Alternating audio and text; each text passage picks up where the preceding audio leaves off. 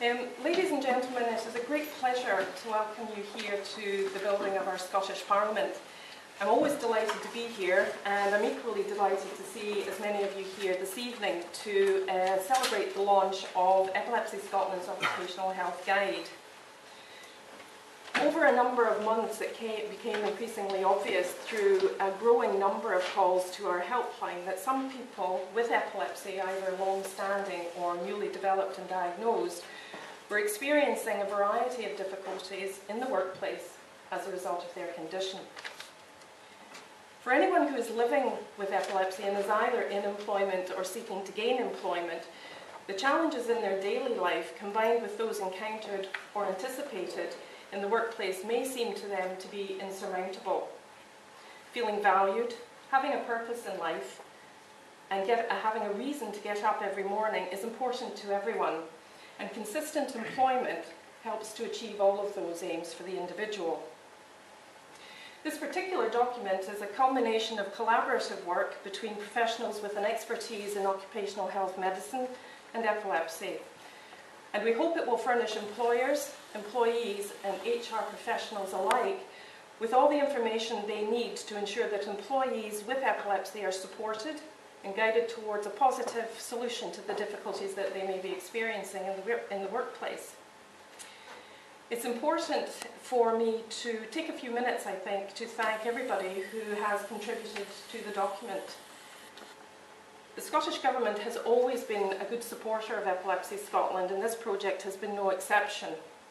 Considerable amounts of research were needed and undertaken, and their support afforded us the opportunity to ensure that this document was robust.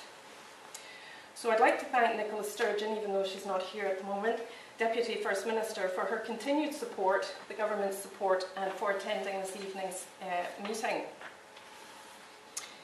Equally, ASI, pharmaceutical company, have supported Epilepsy Scotland on many other occasions by way of educational grants, and their help in providing the funding for the publication of this document is another example of their continued support.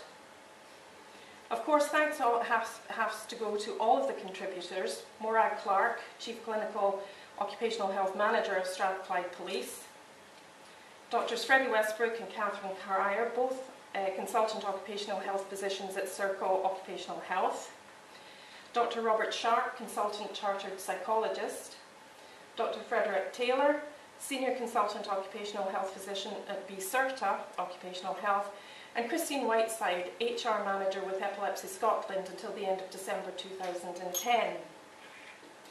But as with any project, there is always somebody who needs to take the lead, make sure that everyone knows what their tasks are and that they meet their deadlines. And I know that all of us will have experienced something like that, and therefore know that it's no mean feat. So I'd like to say a particular thank you to Anissa Tonberg, our Policy Manager from Epilepsy Scotland, for her sterling work on this project. There's no doubt, in my mind anyway, that without her firm grip on the reins, the road to the completion of this document would have been much more difficult to navigate. So thank you very much, Anissa. I would also like to thank Hilary Todd, CEO of the Society of Occupational Medicine, for her advice and guidance throughout the project, and to say that it was very much appreciated. I would also like to thank her for taking time out of her extremely busy schedule to come here this evening. In closing, I would like to say that it is our Epilepsy Scotland's belief that this document will go a long way to reduce the challenges that are often experienced by people with epilepsy in the workplace, and help to ensure that they are given every opportunity to enjoy a fulfilling work life, enjoy being a valued member of the work team, which in total will improve their quality of life in general. And thank you once again for coming. So I'll just hand over to Dr. Freddie Westbrook.